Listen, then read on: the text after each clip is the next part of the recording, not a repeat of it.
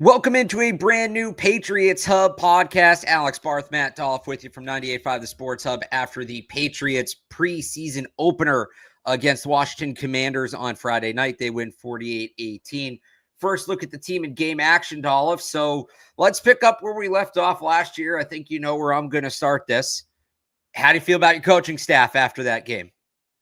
I just want to see how they look at pads, Barth, and then I'll give you a real opinion on the team. Naturally. Overall, I feel a lot better about the coaching staff than I. Well, you go back to a year ago. I don't know if we were having that conversation 1 year ago in the preseason. It started week like 4 or 5, but right, like that after that week 1 win over the Bengals, we were like, oh my god, they might have a coach here, and then oh yeah, take him to the hill. You give him less than 3 months to get ready for a game, and he's not quite the same staff there. Look, they had a couple penalties and a couple of penalties that were offset, and so like it's not like it was a perfect operation out there, but it's certainly a step up from being unable to snap the ball, being unable to line up in the right spot, like that whole thing. Like it's definitely going to be a step up from that. And like, look, my biggest concern with the team in the offseason, my biggest issue with the offseason just as a whole, is if they had any idea internally that like the coaching staff is going to make up for the lack of talent, or Vrabel will fix everything. You know, Doug Marrone will fix the offensive line. Well, they don't need talent. We got all these coaches. That was my big concern because of the coaches. Yeah, that was my concern, is that like, no, you do need players. Like you gotta if you want to win at a high level, you need players. Like a good coach can raise the floor. But talent is what raises the ceiling. And so I still wonder what the ceiling is with this Patriots team, but I feel like the floor is going to be a decent, respectable, competitive team. And like they have an easy schedule. And so being just a respectable team, they should be able to win some of these games, that the easier ones on their schedule, like Carolina at home, Cleveland at home, we'll see. But like, I feel like they're going to be, solidly coached. It's not going to be a complete, trash barrel of a football dumpster team. Fire. Dumpster fire. That's what I was looking for. Trash barrel. Dumpster fire is the term I was looking for. Like last year was a dumpster fire. As even says, we're on the internet. If you want to say shit show, you can say shit show. I can fucking say shit show. Yes. Fuck. All right. Good. Look, it's not going to be a shit show like it was with Maye last year. Like I don't see a lot of teams out like on their schedule this year where like they got the edge in coaching. Like, I don't see Mike Vrabel getting thoroughly outcoached at too many points this year. And so I think they're going to have the edge there in a lot of those games. So it's just really just going to come down to talent. Can they protect the ball? Can the quarterback take care of the ball and make good decisions? That's what it's going to come down to. I know coaching is part of that. But overall, I think we're finally going to see a well-coached team. And, they weren't even that well-coached in the last couple of years of Belichick, if we're being honest. Like, I know I'm not to disparage the great name of Bill Belichick, which I know people don't love around these parts, but I think even the last couple of years he was sort of slipping, and the guys he surrounded himself with were not even close to what you need on your coaching staff. Maybe that was probably more of the problem than Bill himself. But Mike Vrabel's a solid coach. He surrounded himself with good assistants, and so I think they're going to be a well-coached team, all three phases. Yeah, I'm with you. Like it was just a smooth operation. And even some of those penalties that you mentioned, and they didn't have one until about 17, 18 minutes into the game. The penalties that they had, there were a couple holdings. I think there was one PI, if I remember correctly, but like it wasn't. Remember last year against Washington, Chuks Okorafor illegally lined up 4 plays in a row. Was it right? 4? Was it 3 or 4? But I remember it was like consecutive plays. It was like, can we get a playoff for God's sake? Yeah, right. I remember that. It wasn't illegal formation. It wasn't false start. It wasn't illegal substitution. It wasn't too many men on the field. Penalties are going to happen. Like the number's not going to be 0, right? And you obviously want to cut them down, but penalties that happen in the flow of play are just things that are going to happen over the course of a football game. They weren't mental error penalties. They weren't guys not knowing what to do, where to be, what their assignments were. And you really didn't see a lot of that at all last night, which again, to me, we talked about this on the preview show, just the operation of it all. They weren't burning needless timeouts. Play calls were getting in. They were getting executed. It just looked very smooth. It doesn't, now look, people might downplay some of the actual production because the Commanders didn't start, they only played their backups. Doesn't matter who you're playing. You could line up across from prime Darrelle Revis. You could line up across from me. Where you line up is where you line up. The level of competition does not really impact that.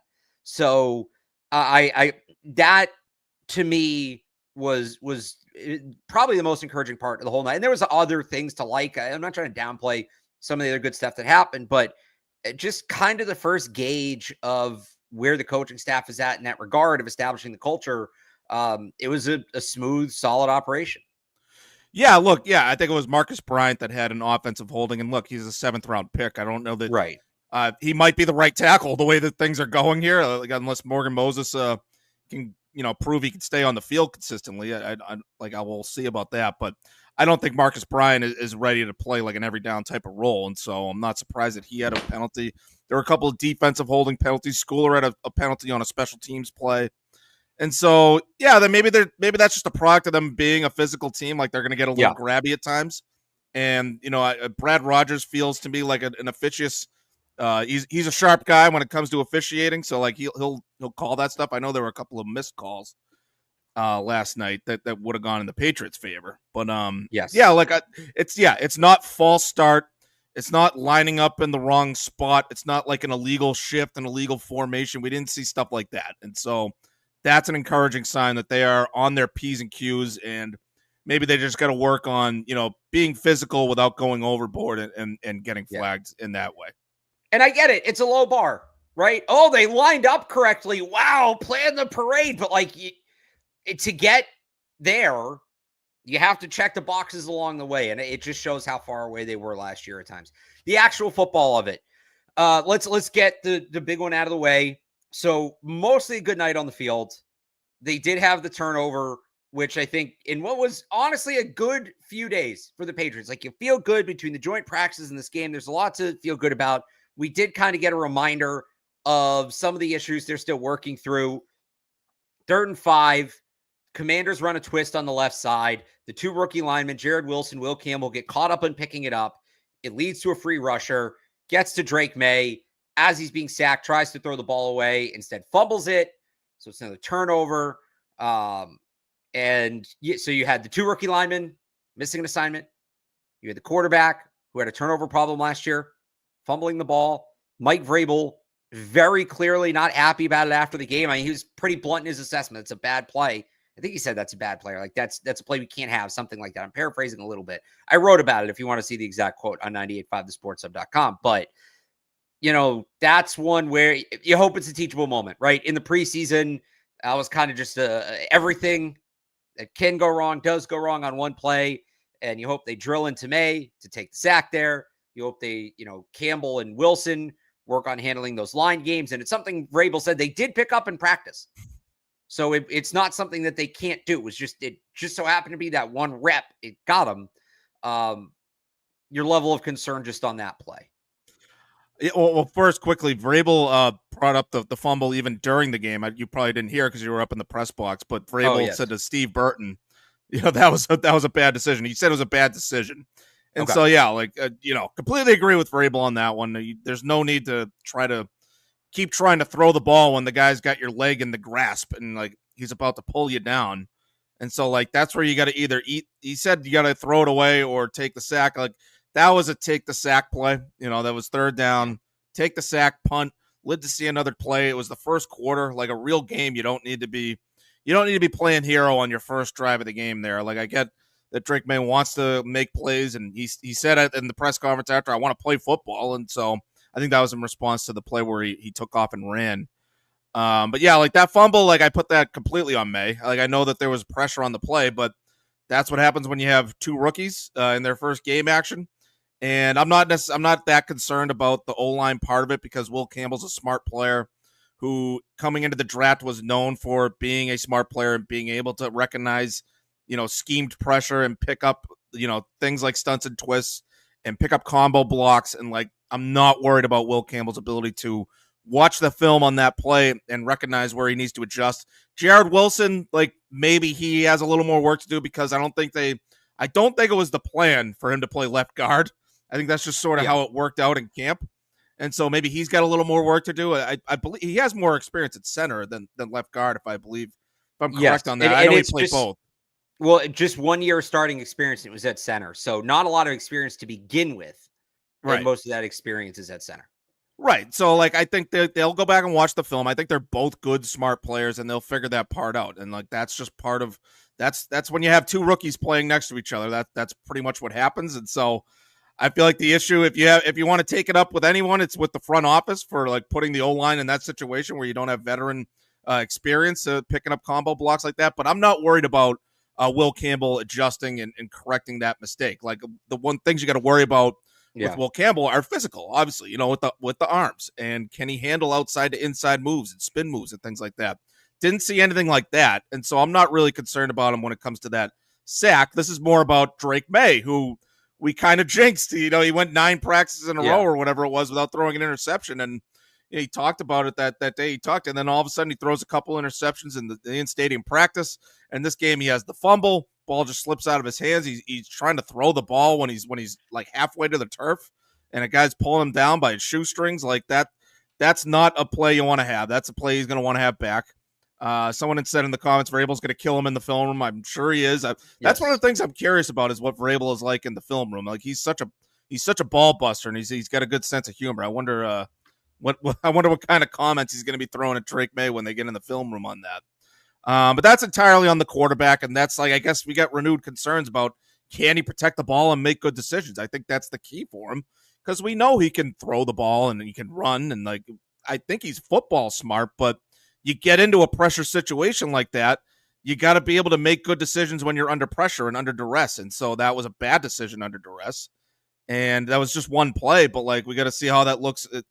It's a continuation of a lot of what he did last year. And so he still has to prove that he can correct those things and sort of minimize, if not eliminate, mistakes like that. And so, the concern for me is entirely on the quarterback for that play. Yeah. I mean, look, you'd like to see the line handle it better. I don't know that I'd go as far as entirely, because it was a missed blocking assignment, but the line's not going to be perfect this year. Like, it's not, we know that shouldn't be breaking news to anybody. He's going to be put in that situation again at some point. Multiple times, probably, over the course of 17 games. And so he needs to handle it better. And again, you hope it's a learning experience. Vrabel drills it in him in the film room, and that's the last we see of it. But it's not exactly a unique situation. Although I will say, credit to the line. So look, it's a major caveat. Like, it's a pretty big but, right? But they had that one play. Outside of that, the line was good. The line looked good. I thought they held up well. Campbell is a complete a-hole in the run game, which is so much fun to watch. And that's complimentary. Like, he's never going to... Sorry, go. He's just finishing blocks left and right. He's taking corners out of the club. Just a beast in the run game. So that was fun to watch. I thought Marcus Bryant, the other rookie tackle, had a nice game. He's probably their third tackle right now, which I feel okay about. Let's see him keep growing, but like, he is a true swing tackle. So if he does prove he belongs at the NFL level, like, okay, I'm interested. That could be very helpful. The interior, we can get to some of the usage stuff that was more interesting in the middle. I thought the overall product was fine. It's more just kind of resetting the depth chart stuff for me, but outside of that one play, and it is a big if, like, I fully acknowledge that. Outside of that one play, I thought the line played well. I thought Campbell played well. Yeah, no, I thought it was a good game for him overall. And like, I think the reason I gave him an up in the ups and downs is because I'm not concerned about that one mistake. Like, I think that's correctable. I think it's very correctable, especially for a guy like Campbell. And I feel like he's going to figure that out. And so otherwise, like, you watch him in the blocking in the run game, like, he's so relentless. Like, he never lets you hear the end of it. It's through the whistle, getting in your face. Like, it feels like to use a poker term, he was putting guys on tilt out there. Like, he kind of frustrates you in the run game like that. And so that was good to see. And he had some good plays, pass blocking. And I feel like it was kind of a pass blocking play on the Maye touchdown run where he kept the guy to the outside and gave Drake Maye the angle and the opening that he needed to take a lane to the end zone. And so I thought that was a good play for Will Campbell. And again, like, it was against backups. Like, I'm not saying he's going to look dominant against starters day one. Like, that's going to be, there's probably going to be a learning curve and adjustment period. Maybe have like a wake-up call if he goes up against a guy like Max Crosby in week 1 or one of the Steelers edge rushers in week 3. Like, I'm not going I'm not going to get ahead of myself with Will Campbell, but I feel like last night was sort of, a continuation of what we've seen from him in camp. A lot of good moments, a lot of good running game moments, and, mixed in the occasional mistake and learning experiences that I think are normal for a rookie. And I think what's most encouraging about Will Campbell is that you didn't see any like physical issues with him. Like I might have mentioned that in my last comment, but the issues weren't physical. He wasn't getting knocked on his ass. He wasn't getting, thrown aside like he did in some of the reps in practice. And so I think that's a good development for him. He is a big, strong, athletic kid. And I feel like it's just kind of working on his technique and being able to set his feet and use his lower body strength and things like that. So he can stay upright. And so I don't know that the Commanders' backups were a big test for him necessarily, but so far so good. I think that was a good start for him. Just got to fix that one mistake in the film room, which again I think is correctable, and I think he will correct it. And then just in terms of the usage stuff, so what'd you make of, they come out with the line we've seen last few weeks, which is Campbell left to right, Campbell, Wilson, Bradbury, Onwenu, and then it was Marcus Bryant because Morgan Moses wasn't playing. But so those five. The next drive with Drake Maye, it's still that unit, except Ben Brown's in at center over Garrett Bradbury. Then they go to the second unit. Bradbury goes back to center. Ben Brown goes to left guard. And then the second drive of the second unit, now Ben Brown's kicking back inside to center, and it's Tyrese Robinson at left guard. Feels to me they're giving Ben Brown every opportunity to make this team. And I think he's done a good job with it. Like, I think he's played well, but they're giving him every opportunity to make this team. The question is he more competing with Ben Brown or is he more competing with Garrett Bradbury for the starting center job? Or maybe that's in play, but it's mostly just proving he's the best backup interior offensive lineman and kind of nudging Cole Strange off the roster, who was at right guard with the second unit. What'd you make of all that movement? Yeah, Bradbury hasn't had a good summer. And so I think it is notable that he's continually used as the starting center. I feel like they want to ride him out as long as they can as the starting center. I don't know that he's going to make it through the full season. And it feels like, Jared Wilson is settling in at left guard. And so they want to make sure that they have a backup for him, and B, a guy that could back up Bradbury and be ready to step in if and when Bradbury can't play or can't stay on the field. And so I like Ben Brown. I feel like he's been kind of a find for a guy that, last year he flew in here and when they signed him on Friday, he comes in on Sunday and has a solid debut. I forget what game it was. Maybe it was the Rams game. It was at home. It was the Dolphins game because it was Drake Maye's first start too. That's what it was. Yeah. Sorry, the Texans game. Drake Maye's first start. Texans game. Right. So he flew in, within 48 hours, he's the starting center for the Patriots, and it felt like they sort of settled that position down. And so I don't know that, Ben Brown's a consistent starting center in the league, but I think it's good. It's a good sign for him that they're trying him at left guard because they don't really know what the answer is, even behind the guys that they're already using. And Garrett Bradbury is a guy that I don't know is even going to make it through the full season. He's had a bad summer. He's got banged up a little bit. And so I don't know that he's going to last to begin with. And if Jared Wilson settles in at left guard, then you need a center. And so I feel like Ben Brown could be that guy. And it's a good sign for him that they're trying him out as the main backup interior guy, as you said. And so that usage is interesting to me. I think it speaks to Bradbury's sort of tenuous hold on the spot he's had on the roster. And that's going to be something to watch as we go into the season. Give me a wide receiver take.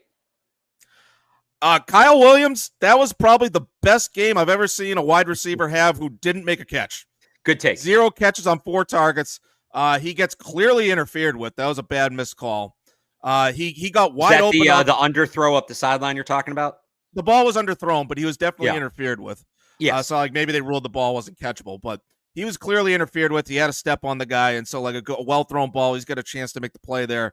The touchdown drive, was it Drake Maye or was that Josh? I forget who was. No, it was Dobbs that kept missing him because there was the one up the sideline that he underthrew, and there was the one in the end zone. He got a step. Yeah, the slant off. He gets right off the snap. Basically posterized the guy, break like an ankle breaking type of route into the end zone. Dobbs has an opportunity to hit him right in the breadbasket for an easy touchdown and throws it way off the mark.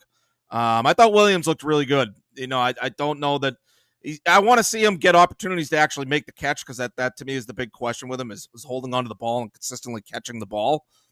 His hands are a question mark, but his ability to break off the line and get speed down the field, like that's impressive to me. And so I think he's going to have opportunities to catch the ball. And so I do want to see him out there with Drake Maye a little more. Maybe he needs a little more time to pick up the offense and things like that. But that was a good start for Kyle Williams. As good as you could expect for a guy that you look at the stat sheet, says no catches on 4 targets. I thought he looked a lot better than the stat sheet indicated.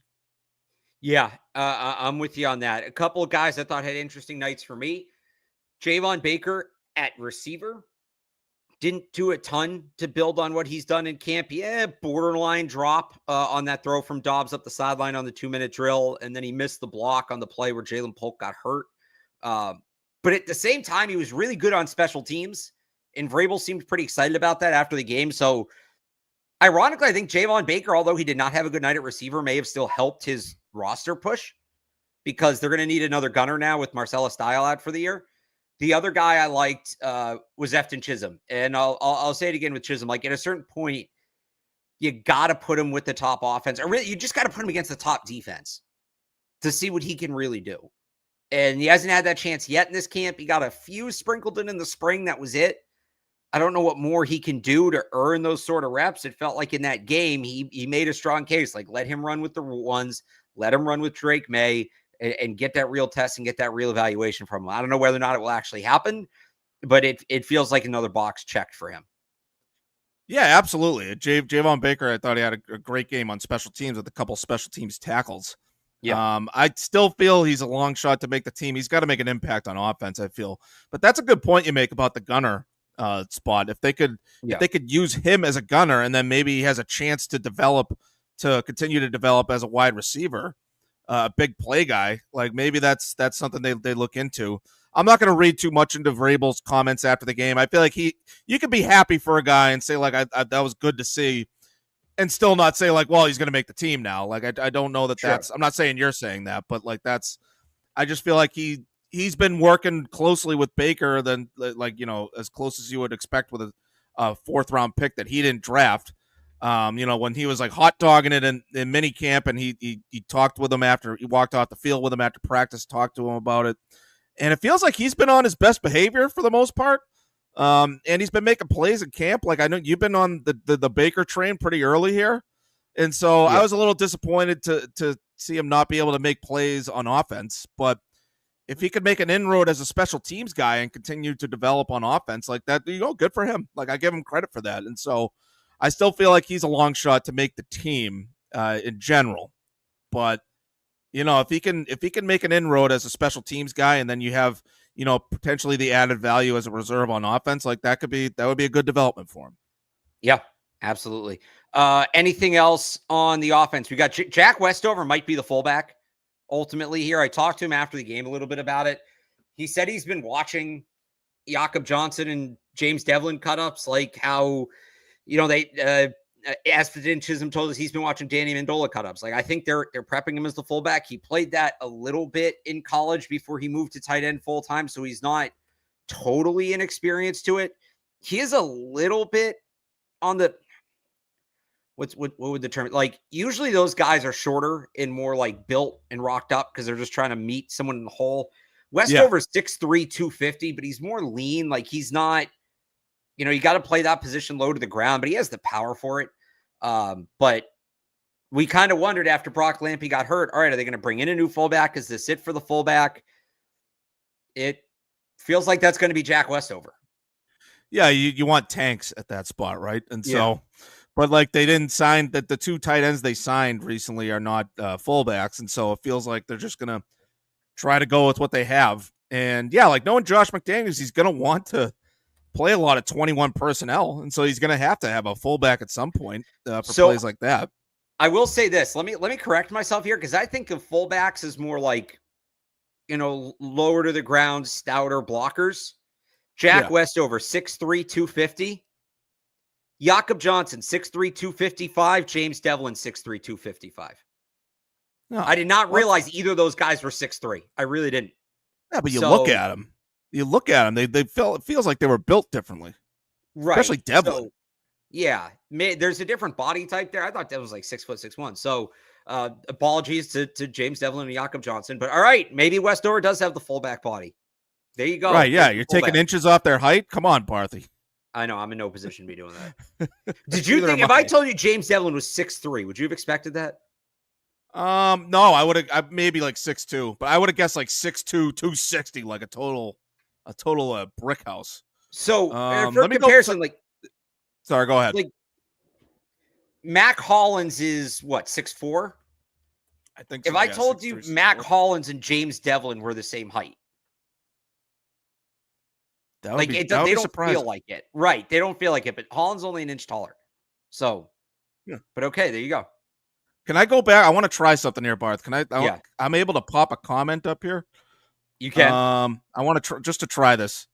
All right, here There we you go. Ian, do we fear Drake Maye is the next Daniel Jones or Mitch Trubisky? They both could run. Fuck me, I hope not. I don't think. Look, Drake can run, but I don't compare him to Daniel Jones or Mitch Trubisky. I think he can throw the ball a lot better than those guys, and so that's my thought on that. I don't think that he's going to be a guy that, like, oh my god, he can't throw the ball. Mitch Trubisky can't throw like Drake Maye can. I would compare, like, the Josh Allen comparisons. Yeah. My fear with Drake Maye is that he's year 1 and 2 Josh Allen, and he never gets past that. He never takes that step forward. That would be my long-term fear with Drake Maye. Not that he's going to be the next Daniel Jones. Like, I feel like, the decision-making is something to watch, but is he going to be a guy that, relies on the run too much? He can throw, but he doesn't make enough good decisions to protect the ball enough. And I feel like Josh Allen took a huge step forward in his third year, coincidentally, when he got Stephon Diggs. And so we'll see if Drake Maye can do the same. But it's still something to watch. Drake Maye, we know the talent's there, but he's got to put it all together in terms of decision making and managing games. And so that's something to watch. Yeah, he just has to cut down on the turnovers. Trubisky's too far off. I do think Daniel Jones was my floor comp for Drake Maye, if I remember correctly. But that's the absolute floor. And you'd hope with Josh McDaniels, he can get him at least a little bit past that. At least a little bit. Your big thought on the defense. How about your guy, Kairos Tonga? Had a run stop, creating more pressure. Like, it felt like everything we saw in practice translated, and that continues to be a big development for them because they're going to need help against the run. And the more situations he can play in, the better. He continues to be one of my favorite stories at camp. Oh yeah, no, he's been it might not be fair to call him a pleasant surprise, Barthy, because they signed him to do what he's been doing, right? Nose tackle, eating up space in the middle, stopping the run. But they didn't sign any like competition for him.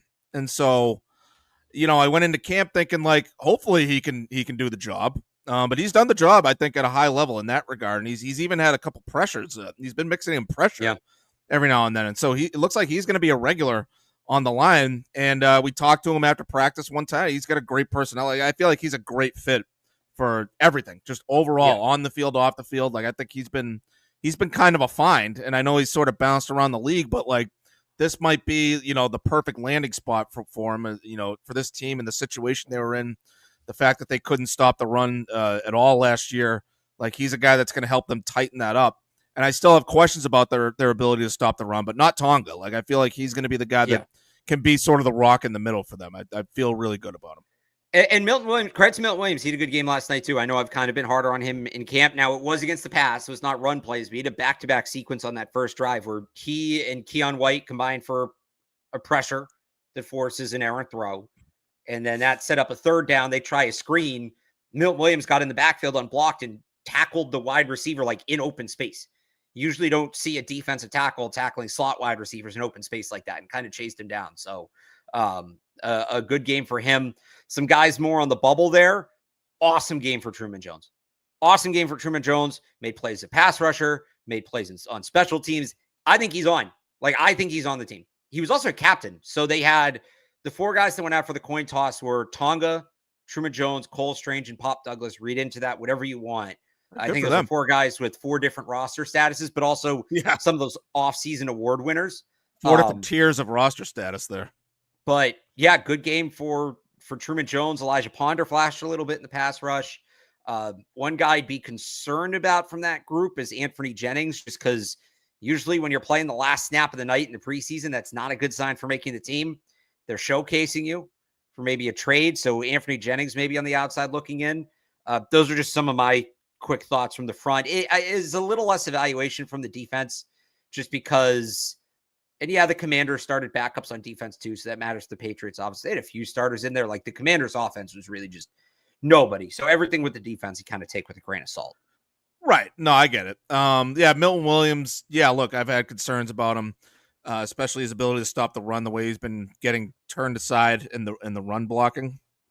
But I feel like it's going to take, a talented O-line and a well-coached team that watches the film and knows that, like, hey, we can do this against this guy. We can get him this way. And so I think it's going to take those things. You weren't going to see that in a preseason game. And I'm not totally sure how in tune the Cliff Kingsbury is on that sort of stuff. I know he's good, he can design a passing game really well, but I'm not sure how he is, specifically targeting, a guy like Milton Williams in the run game. So it's going to take a multitude of things, I think, for him to really be exploited. I think he is a talented player. Been a little underwhelming in the summer, but I thought that was a good, start to him in the preseason. And yeah, Truman Jones, I feel like he's going to make the team. And this is what I've been looking for in that front seven, particularly, is versatility. Like, could you potentially play every down? Could you defend the run and the pass? Can you set the edge and get after the quarterback? And Truman Jones feels like a guy who can do both. And look, this is a third-year pro who just made his NFL debut late last year. Maybe he's just one of these sort of late bloomer types, and he's developing into a solid player that sort of just flew under the radar in the draft. Like he's looked really good. And I know that it's against, his own teammates, and then it was against backups. We got to put that caveat on pretty much every comment coming out of that game. Yeah. But I think, the way he's performed, I think he's on. I think he's on the team this year. And that speaks to what you were saying about Anthony Jennings. He's there all the way to the end. He's mainly an edge setter. I felt like he's been, he could be serviceable in a pass rushing situation, but I don't think he's shown the kind of explosion in those spots that Truman Jones has. And so if Truman Jones can be, can be similar to Anthony Jennings as an edge setter and then make more of an impact in the passing game, then I think if you look at those two spots, like I feel like Truman Jones has the edge there, the way they've been playing. And so, yeah, he's been another pleasant surprise who's been emerging over the course of camp here. Anything in the secondary? Kyle Duggar had normal starter usage, so maybe that puts that narrative to the side for now. Outside of that, I mean, DJ James, really nice play on the interception, ran the route better than Michael Gallup. Craig Woodson looked like he did in the spring, flying all over constantly around the ball. Anything else from you in the secondary? Yeah, look, DJ James, good game. Yeah. Continuation of having a good camp. I feel like he's in. If Gonzalez and or Davis have to miss time, like he's stepping in as, the number one reserve corner, maybe has to start if the injuries persist. So I like what I've been seeing from James. Kobe Minor had a bad game. I thought he was getting caught out of position a lot. The fact that he had to make a couple, and he couldn't, and he had opportunities to make tackles because he was catches were being made on him, and he missed a couple tackles. If I remember correctly, yes. I know he was Mr. Irrelevant, and so like a 7th round pick isn't necessarily isn't exactly a lock to make the team, but that was his opportunity to really show out in that second half, and he didn't look that good out there. And so that's my main thought on the secondary is that DJ James is really starting to solidify himself out there. And yeah, Duggar, he's a veteran at this point. He's a veteran in the room. And you just got to wonder about the fit there. I'm still not sure what his fit is with the team. Like you talk about showcasing for a trade. Like, I don't know, maybe he's kind of a candidate for a team that he's a better fit for, that could use a guy like him. It's going to be tough to get somebody to take on his contract though, at least this year, maybe next year. It could be. Yeah. I haven't looked into the contract to be honest, but like, I'm just thinking like he is a talented player. I just wonder about the fit with him. But yeah, like I thought that was promising sign for him that he wasn't like, playing well into the fourth quarter like Anthony Jennings was. And so that's my main thought on the secondary. I'm not sure about Kobe Minor's chances, despite the Patriots making him the famed Mr. Irrelevant in the draft. But I really like what I'm seeing from DJ James.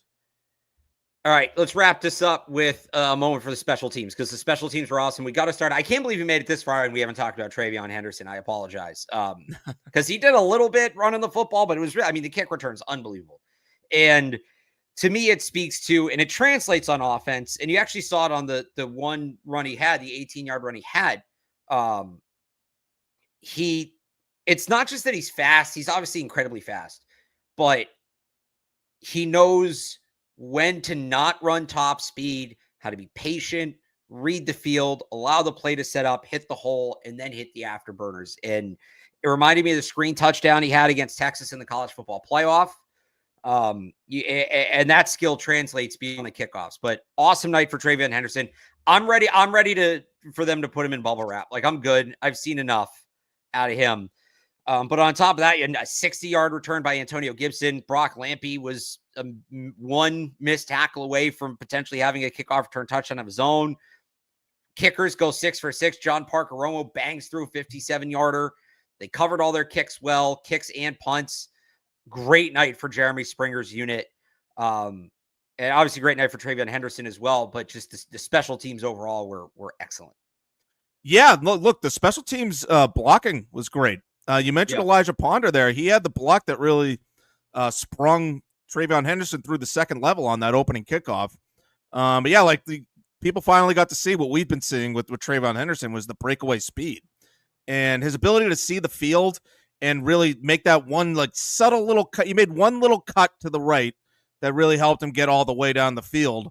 And his ability to do that without really sacrificing any speed, like without stopping. Like he can make that cut and just maintain that top speed. Like that to me is impressive. And so, it feels like they have their kick returner now. And I feel like he's gonna be a playmaker on offense too. He caught all 3 of his targets.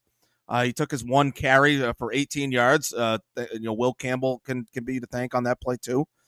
So yeah, like the first 2 picks look good. If you look at the combination on offense and obviously the kick return. And so, yeah, Henderson looks like a weapon. He's the speed and the explosiveness is for real. I don't care that it was going as backups. Watch him play. He aced the eye test there, and I'm with you on the bubble wrap thing. I don't need to see him at all. I'm sure he'll play a little bit in the last 2 preseason games, but I think I've seen all I need to see. I think they have a really good player there. Finally, here before we wrap it up, your thoughts on the Brady statue? I think it looks good. Thankfully it looks good. I was telling you this off the air. I believe the key is the mouth. You don't want to show teeth. I think it's just it's a human being thing where like if you look like you have brown teeth, like it's just unsightly, and so you don't really want to. I think it's a huge risk to make a statue like with a full smile. And I think also like showing an open mouth in a carving, like, are you actually going to carve in and open it up, or like how do you show that depth? Like that can like the Dwayne Wade yelling one, right? That can be different. Yeah, exactly. That's a prime example of that. Like you really, I think you're better off just avoiding that altogether and just having a closed mouth. And I think that was a good choice for the Brady statue. I didn't like. It's funny for all the debate about what the pose was going to be, what the reference was going to be. It really doesn't really reference anything. I feel like there might have been. I don't know what game it was. I had heard that they didn't take it's not a specific moment. They created a moment. It's not it's not supposed to be a specific moment. And I think I could see their thinking there that makes it feel a little more timeless, that like it's not necessarily a direct reference to anything that happened specifically. And so I get that. My one criticism is that the head is a little small. So it's at least saying that, I don't think you people realize like how big shoulder pads are. Yeah, that's what I think. I think he's supposed to be in full uniform, and so maybe that's sort of hard to discern. But I don't know. I still think it's a little small. I had a couple other friends reach out. I didn't know Brady had a pea head, as one of my friends said. I'm looking at a picture of it right now, right? And I don't know, like small in what direction, horizontally or vertically, but the height of his head is about the same as his upper arm, is about the same as his bicep. So that's about right. I think it's just the shoulder pads that are throwing people off. The ceremony is awesome. I like the pose. That's the pose of a conqueror, and that's what Tom Brady was, somebody who conquered. Yeah, absolutely. I will say this too. I went on the way out because I wanted to see how it was lit up. If you get a chance, anybody, like, go see it at night. It's another level at night. And that was a great shot. Your tweet, your picture when you left last night, that looked nice. And if you look, a neat little do they keep it lit up all through the night, like with the American flag? See, like I would assume so, because there's lights in the base, and like the lighthouse is lit up.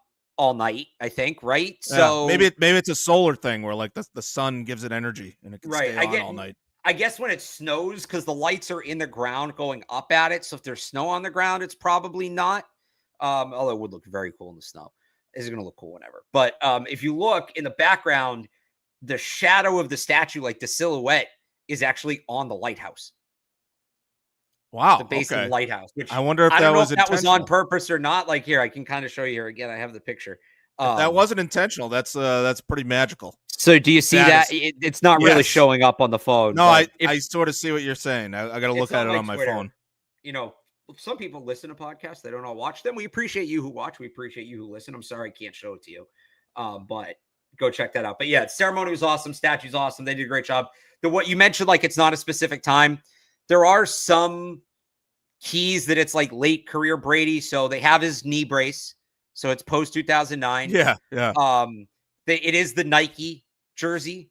So it's, it's not the Adidas era, the Reebok era of NFL uniforms. It's kind of the face more like, I think it's probably the last couple years of his career is if they picked like an image of Brady to base it off of, it's definitely late stage Brady, but I'm good with that.